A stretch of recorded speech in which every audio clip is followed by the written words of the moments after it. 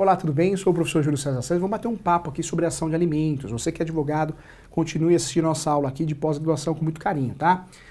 Prática na ação de alimentos, porque nós vamos tratar especificamente das ações de alimentos. Então, muito cuidado, muita atenção. Professor, posso levar o pedido de pensão alimentícia para o cartório? Não, isso não existe. Eu não sei porquê e da onde surgiu esse boato. Isso não pode acontecer, isso não existe. Alimentos tem que ser resolvido no judiciário, no poder judiciário, através de uma ação de alimentos. Por quê? Porque o MP, o Ministério Público, vai dar um parecer, vai se manifestar. Isso é obrigatório, porque ele protege o menor e o incapaz, tá bom? Quando eu falo de prática na ação de alimentos, vamos explicar de forma bem didática aqui. Nós temos aqui a ação alimentícia. Ela é a primária, originária. Por quê? É nela que acontecem as ações posteriores. Nós temos aí as chamadas ações conexas. Essas ações conexas, nós temos várias ações conexas. Quais são, professor? Nós temos a primeira ação conexa à ação de alimentos, é a chamada ação de execução de alimentos. A ação de execução de alimentos, eu vou cobrar uma sentença na qual alguém foi obrigado a pagar alimentos. Então eu vou fazer essa ação, a chamada ação de alimentos. Para regularizar, o pai tem legitimidade para propor, ou o filho pode propor a ação de alimentos. É para regularizar. Quando sai uma decisão, o juiz coloca no papel a sentença. Se não for cumprida essa sentença, aí sim cabe a ação conexa, que é a ação de execução de alimentos, que o objetivo é cobrar, né, a pensão alimentícia, sob pena de prisão, pedido de prisão ou de penhora. Existe a ação revisional, não dá para pagar o valor que quer. Eu vou pagar R$200 a menos, eu vou pagar R$500 a mais. Não, não é assim que deve ser feito. Toda vez que você pense em mudar essa decisão do judiciário em relação à pensão alimentícia, aumentar ou diminuir, tem que ser feito através de uma ação. Nome da ação, ação revisional de alimentos. Serve para o pai ou para a mãe que tem legitimidade, ou o menor, adolescente também, contra o pai ou contra a mãe. Tá? Para aumentar ou diminuir a ação revisional de alimentos.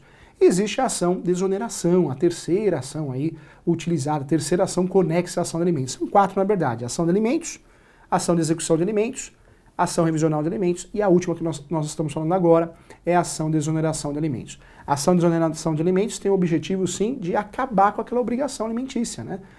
Tirar os efeitos daquela sentença, daquela decisão. Aí eu vou usar a ação de exoneração de alimentos. Muitos boatos, muitas lendas absurdas. Primeira lenda absurda, a pensão alimentícia não pode ser paga com base no salário mínimo. Claro que pode.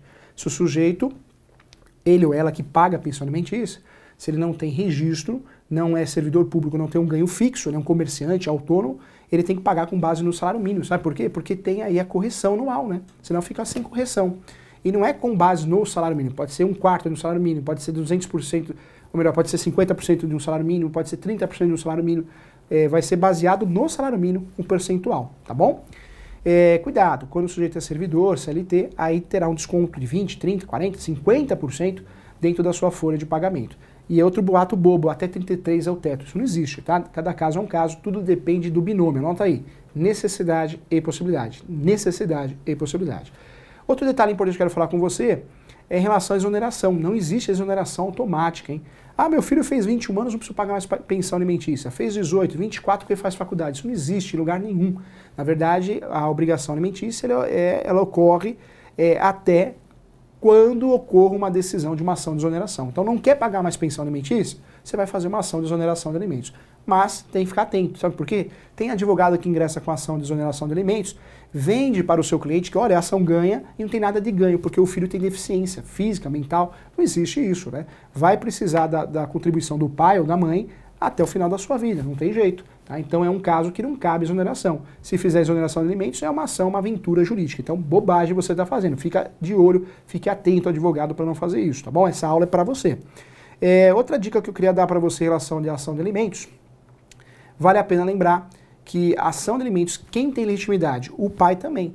Muitas vezes o pai já paga a pensão alimentícia, mas ele, desejo dele, é que desconte na folha dele. Honestidade, o pai ou a mãe. Então ele pode propor a ação de alimentos para regularizar, para não ter uma discussão amanhã. Não precisa ser o filho propor, tá bom? Cuidado você, advogado, que está nos assistindo, hein? O advogado já erra logo no começo. Mas foi a mãe que contratou, ela que é a autora da ação. Não, o autor da ação de alimentos, quando envolve menor, é o menor. Ele ou ela. Ricardinho, a Joaninha. Representado ou assistido pela sua mãe. Menos que 16, representado. 16 aos 18, assistido pelo seu pai ou pela sua mãe. Então não vai errar o polo da ação e nem a procuração, que é feio, hein? Aí o juiz vai pedir para você emendar, corrigir, apresentar a nova procuração, o cliente vai falar, não sabe nem o que está fazendo. E é verdade, então cuidado aí, preste atenção. Você que é advogado, continue acompanhando nossas aulas de pós-graduação. É com muito carinho que nós estamos aqui para ensinar você. Um grande abraço.